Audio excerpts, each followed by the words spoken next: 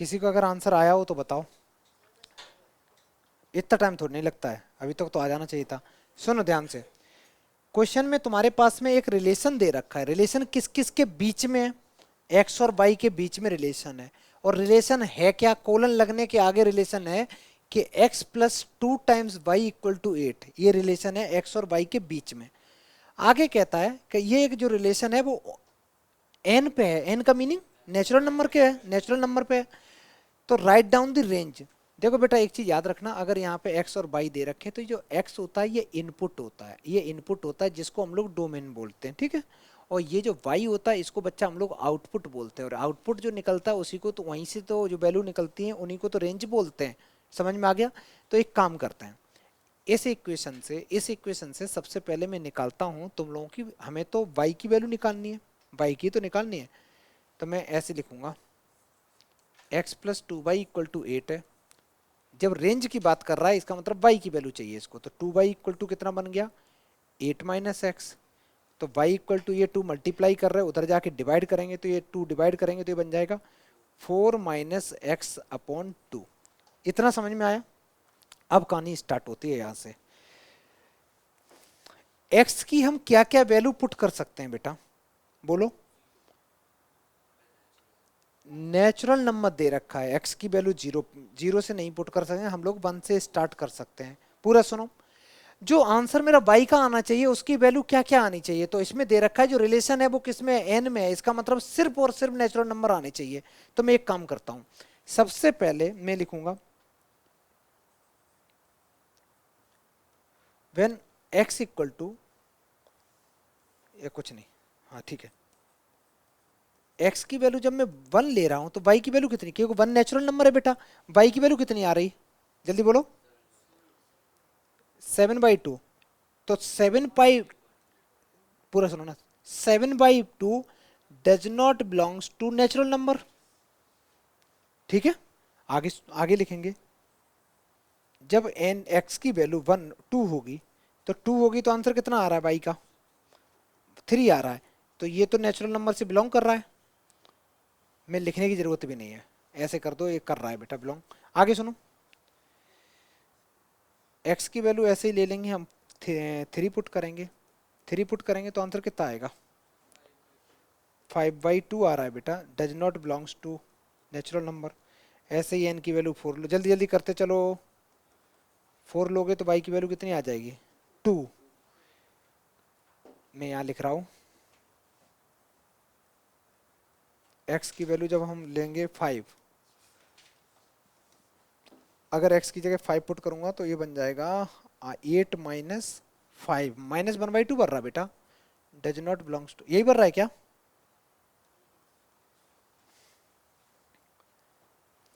और देखो कितना बेटा, अच्छा हाँ 3/2 बन रहा है, तो 3/2 does not belongs to natural number. आगे है x की वैल्यू कितनी लेनी होगी बेटा मेरे को, x इक्वल टू जब 6 लूंगा तो y की वैल्यू बनेगी, यहाँ पे 6 पुट करो तो 1 आ रही है, 1 आ रही है। अच्छा इसके बाद x की वैल्यू 7 लेना,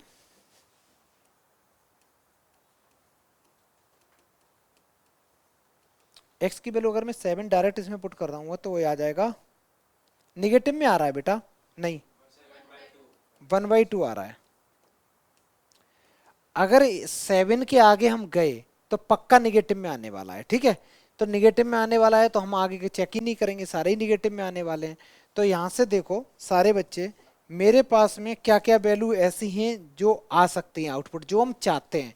तो एक तो ये दे रहा है मेरे को नेचुरल नंबर, और एक 2 आ रहा है नेचुरल नंबर, और एक क्या आ रहा है 1, इसके अलावा तो कुछ आ नहीं रहा है ना। तो रेंज हमारी ये हो गई बच्चा, तो रेंज इक्वल टू क्या हो गया 1,2,3, और एक करली ब्रैकेट में दिखाएंगे क्योंकि रेंज भी एक प्रॉपर सेट आया तुम्हारा, ठीक है। ये करेक्ट आंसर हो गया, जल्दी लिखो। ये क्वेश्चन समझ में आया, ये बोर्ड में आ चुका है बेटा, सेम सवाल, जल्दी करो।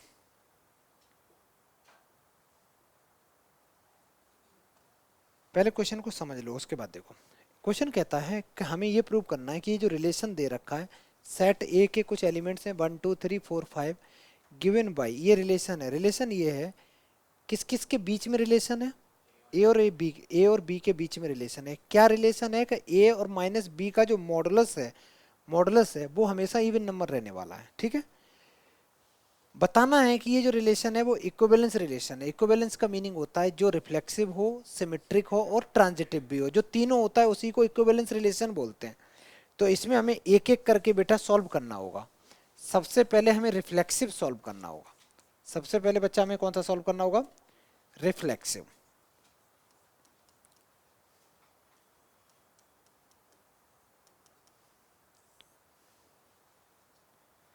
रिफ्लेक्सिव सॉल्व करने के लिए हम लोग मान लेते हैं let A comma B belongs to R. जो भी रिलेशन है ए कॉमा बी, ये मेरे वहां से बिलोंग कर रहे हैं। रिफ्लेक्सिव जब भी होता है बेटा, तो अगर मैं तुमसे बोलूं रिफ्लेक्सिव में होता क्या है, थोड़ा सा याद करो क्या पढ़ाया था मैंने रिफ्लेक्सिव में। ए बी बी सी सी, मतलब 1 1 2 2 3 3 ऐसे जो होते हैं उन्हीं को तो रिफ्लेक्सिव बोलते हैं। तो अगर मैं यहाँ पे रिफ्लेक्सिव वर्ड यूज कर रहा हूं तो यहाँ पे क्या रहेगा? यहाँ पे मैं लिखूंगा ए माइनस ए। ए माइनस ए जो नंबर रहेगा, कोई भी दो नंबर सेम ले लो, उनका डिफरेंस क्या आएगा? जीरो आएगा। कोई नंबर अगर किसी का डिफरेंस जीरो है तो जीरो एक इवन नंबर है कि नहीं है? है। तो जीरो माइनस जीरो कैसा है? ये पूछा गया है। एक सेकंड रुकना। अच्छा, इवन नंबर है, ये इवन नंबर हो गया। ठीक है, अगर ये इवन नंबर हो गया तो देयरफॉर हम ऐसे लिख सकते हैं कि ए माइनस ए मेरा हमेशा कैसा रहेगा? इवन नंबर रहेगा। अगर ये हमेशा ए माइनस ए इवन रहेगा तो ये यहां से क्या प्रूव हो गया बेटा, बोलो? यहां से हो गया मेरा रिफ्लेक्सिव। देयरफॉर आर इज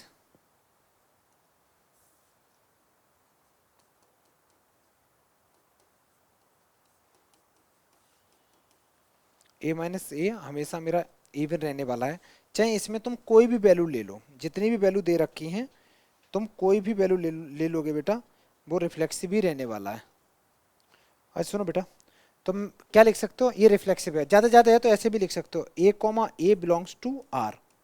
ठीक है, A comma A belongs to R, it is reflexive. Reflexive का समझ में आ गया? बड़ा आसान है, सेम एलिमेंट कर देना, रिफ्लेक्सिव समझ में आ जाएगा तुम्हें। रिफ्लेक्सिव अगर समझ में आ गया तो इसके तुरंत बगल में लिखो सारे बच्चे दूसरा वाला। हाँ बेटा बोलो, रिफ्लेक्सिव के बगल में क्या लिखोगे?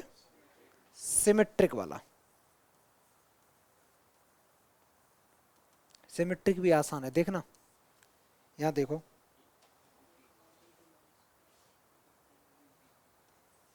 S A comma B belong कर रहा है मेरा आर्क से, है ना? अगर मैं तुमसे बोलूं कि ए माइनस बी एक इवन नंबर है, एक इवन नंबर है। अगर ए माइनस बी इवन नंबर है, यहाँ पे मैं बेटा अंदर अंदर कॉमन ले लूँ माइनस साइन, तो क्या बचेगा? ये बचेगा तुम्हारा बी माइनस ए। बी माइनस ए जो होगा वो इवन नंबर होगा कि नहीं होगा? अंदर ही तो कॉमन ले लिया, होगा भाई, बिल्कुल होगा। तो ये भी एक इवन नंबर ही होगा, ये भी तुम्हारा एक इवन नंबर होगा। और देखो, अगर मैं यहाँ से मॉडुलस है, मॉडुलस के बाहर ये माइनस साइन जो अंदर है, इसको बेटा मैं गायब भी कर सकता हूँ मॉडुलस में। क्योंकि मैं लिखूँ 5 माइनस 4 का मॉडुलस या मैं लिखूँ 4 माइनस 5 का मॉडुलस, बात एक ही होती है। अगर इस चीज़ को नहीं समझ में आ रहा है तो मैं इसको ऐसे भी लिख सकता हूँ कि -1 का मॉडुलस मैंने अलग कर दिया और b माइनस ए का मॉडुलस अलग कर दिया। समझ में आया? जो माइनस था उसको मैं -1 तो लिख ही सकता हूँ, और -1 का मॉडुलस बेटा +1 दे दिया, और ये तुम्हारा कैसा रहा? तो यहाँ से मोटा मोटा ये समझ में आ गया मेरे को कि भैया इस चीज़ को मैं ऐसे लिख सकता हूँ b माइनस ए का मॉडुलस। जब मैंने कुछ किया ही नहीं तो ये भी तो इवन रहेगा। समझ में आया? तो ये भी एक इवन नंबर रहेगा, ये भी एक इवन नंबर रहेगा। अब यहां से तुम कंक्लूजन निकालो। ए कॉमा बी मेरा कहां से बिलोंग कर रहा था? आर से। तो बी कॉमा ए कहां से बिलोंग कर रहा है? देखो यहाँ उल्टा हो गया ना, यहाँ ए माइनस बी था, यहाँ क्या बन गया? B minus A. तो B comma A is also belongs to R, therefore it is symmetric. ये तुम्हारा सिमेट्रिक हो गया। कुछ बच्चे प्रूव करते समय क्या करते हैं? नंबर उठा उठा के प्रूव करते हैं। नंबरिंग नहीं करनी बेटा, ऐसे लैंग्वेज के फॉर्म में प्रूव करना होता है। ये क्वेश्चन ज्यादा मार्क्स के सवाल आते हैं ये, ठीक है? ये बोर्ड में आए हुए सवाल मैं करा रहा हूँ, ठीक है बच्चा, कैसे आते हैं। तो ये रिफ्लेक्सिव सीख गए, सिमेट्रिक सीख गए, जल्दी लिखो पहले अच्छे से, इसके आगे ट्रांजिटिव सीखेंगे। अच्छा, इसके बाद तीसरा और लिखो सारे बच्चे, ट्रांजिटिव वाला भी लिख लो इसी में।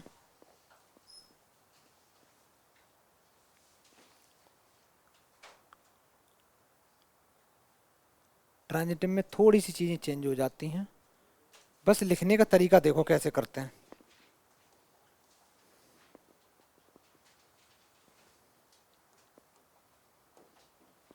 ट्रांजिटिव,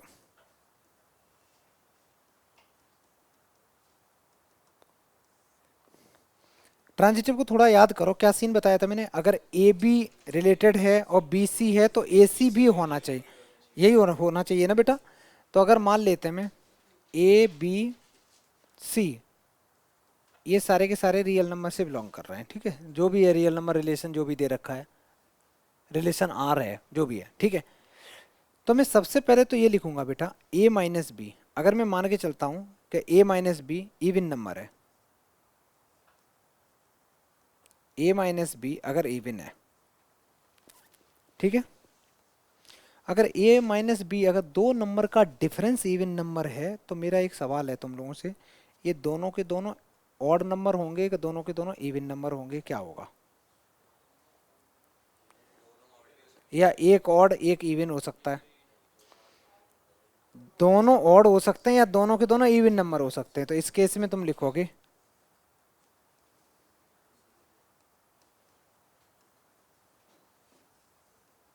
दोनों के दोनों इवन होंगे या फिर दोनों के दोनों बच्चा ऑड होंगे, यही होता है ना। अरे 5 और 7 ले लो, 5 7 का डिफरेंस क्या आ रहा है, इवन नंबर आ रहा है, ठीक है। अच्छा एक नंबर 4 ले लो, एक 3 ले लो, उनका डिफरेंस ऑड नंबर आ रहा है। अब ऐसे दो इवन नंबर ले लो, एक 10 ले लिया एक 12 ले लिया, उनका डिफरेंस भी इवन आएगा। तो तुम लोग एक चीज सीख गए कि दो ऑड नंबर का डिफरेंस हमेशा इवन नंबर आएगा, दो इवन नंबर का डिफरेंस भी हमेशा इवन नंबर आएगा। एक ऑड और एक इवन का डिफरेंस करोगे तो वो गड़बड़ आ जाएगा। अच्छा जी, ठीक है, ये चीज समझ में आ गई। ऐसे बेटा एक मान ले लो बी माइनस सी,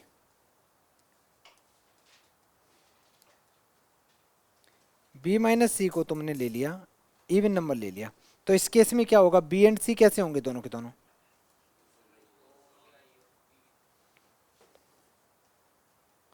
इवन होंगे या बच्चा ऑड होंगे, या तो इवन होंगे या दोनों के दोनों ऑड हो जाएंगे, यही सीन रहेगा। लेकिन बात बनी नहीं, हम लोगों को प्रूव क्या करना है ये बताओ। हम लोगों को ये प्रूव करना है कि अगर ए माइनस बी इवन नंबर है और B minus see even number है, तो क्या ए माइनस सी इवन है या नहीं है, वो भी तो होना चाहिए, क्योंकि ए माइनस सी भी अगर इवन है तो हमारा ट्रांजिटिव होगा, अदरवाइज नहीं होगा। लेकिन अब दिक्कत यहाँ ये है कि मैं डायरेक्ट ऐसे थोड़ी नहीं लिख दूंगा कि ए माइनस सी इवन है, क्यों नहीं लिख सकता, क्योंकि हमें यही नहीं पता कि ये दोनों जो ए और बी है दोनों के दोनों इवन है कि दोनों के दोनों ऑड हैं। समझ में आया। तो यहाँ पे फिर केस बनेंगे, एक केस ये बनेगा कि एक बार हम लोग ले लेंगे कि बी जो नंबर है, क्योंकि दोनों में कौन सा नंबर कॉमन है, बी, तो मैं बी को एक बार लूंगा इवन नंबर। अगर मैं बी को इवन नंबर ले रहा हूँ तो मेरे को बताओ ए कौन सा आना चाहिए, इवन आना चाहिए। और अगर मैंने ए को बी को मैंने इवन नंबर ले लिया तो सी कैसा आना चाहिए, इवन नंबर आना चाहिए। अच्छा जब ये दोनों ही इवन नंबर हैं, दोनों ही इवन नंबर हैं, तो उनका डिफरेंस भी कैसा आएगा, फिर इवन नंबर ही आएगा ना। तो हम लोग दो केस बनाते हैं। तो केस वन में क्या लिखता हूं, केस वन लिखेंगे बेटा, केस वन में लिखूंगा लेट बी जो है, बी को मैंने इवन नंबर ले लिया। अगर बी इवन नंबर है तो मेरे को बताओ छोटू, ए माइनस बी क्या बना, इवन नंबर बन गया, इवन नंबर बन गया, ठीक है। और इवन नंबर बन गया तो इसमें मेरे मेरे का कहानी ये है, ए और बी दोनों के दोनों कैसे होने चाहिए, बोथ इवन, दोनों के दोनों बेटा इवन ही होने चाहिए, क्योंकि मैं पहले ही बी को इवन ले रहा हूं तो एक ही मजबूरी हो गई। आगे सुनते हैं। अगर एग्जाम में ऐसे तुम लोगों ने नहीं लिखे बहुत मार खाओगे, ऐसे ही लिखना है इसको, इसमें लिखने के ही मार्क्स हैं। वैसे तो दूर से ही पता चल जाता है कि रिफ्लेक्सिव है, ट्रांजिटिव है, सिमेट्रिक है। प्रूविंग वाले क्वेश्चन है, ज्यादा मार्क्स के आते हैं। एक क्वेश्चन आएगा रिफ्लेक्सिव से, एक क्वेश्चन आएगा तुम्हारा फंक्शन से, ये पढ़ रहे हैं रिफ्लेक्सिव नहीं सॉरी रिलेशन से, और एक क्वेश्चन आएगा फंक्शन से, ठीक है। आगे सुनो, ये लिखा ऐसे और सुनना। अगर ये मैंने लिख दिया तो ये पता चल गया भाई ये मेरा इवन बन रहा है। ऐसे ही दूसरा केस में ले लेता हूँ। अच्छा यहाँ से और भी कुछ लेना है मेरे को, मैंने बी लिया है, हाँ यहाँ से एक चीज़ लेनी, ये वाला ले लेते हैं। बी माइनस सी क्या होगा बेटा, ये भी इवन होगा, तो बी बी और सी दोनों के दोनों कैसे होंगे, ये भी बहुत इवन होंगे। ठीक है, मजेदार बात यह है कि बी वाला भी इवन हो जाएगा यहाँ से, तो ए वाला भी इवन हो गया। अब ए वाला इवन है, बी वाला इवन है, तो ए सी दोनों के दोनों कैसे हो गए, इवन हो गए। तो ए माइनस सी का डिफरेंस कैसा हो गया, इवन नंबर हो गया। तो हम लिख सकते हैं therefore A minus C is even, ये भी एक इवन नंबर बन गया। ये मैंने केस 1 लिया, क्या तुम सेम तरीके से केस 2 ले सकते हो, सेम तरीके से अगर तुम चाहो तो केस 2 भी कंसीडर कर सकते हो बेटा।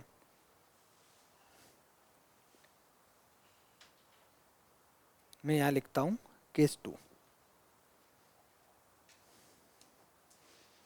मैंने यहां लिखा केस सेकंड। केस सेकंड में अब की बार बी को क्या ज्यूम करेंगे, बी इज ऑड।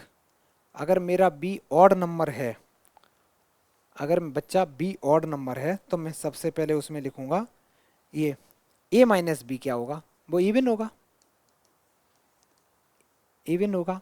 और ए कॉमा बी कैसा होगा, बोथ ऑड। सेम तरीका मैं बी माइनस सी लिखूंगा, ये भी ऑड रहेगा, सॉरी इवन रहेगा, इवन रहेगा। तो यहाँ से मैं बी और जो सी होंगे बोथ ऑड हो जाएंगे। लेकिन मज़ेदार बात यह है कि यहाँ से मैं निकालूंगा ए माइनस सी का डिफरेंस, वो फिर से क्या आने वाला है, इवन आने वाला है, इवन आने वाला है। क्योंकि ए और सी, यहाँ पे ऐसे भी लिख सकते हो A comma C belongs to R. ठीक है, यहाँ पे A comma C belongs to R है।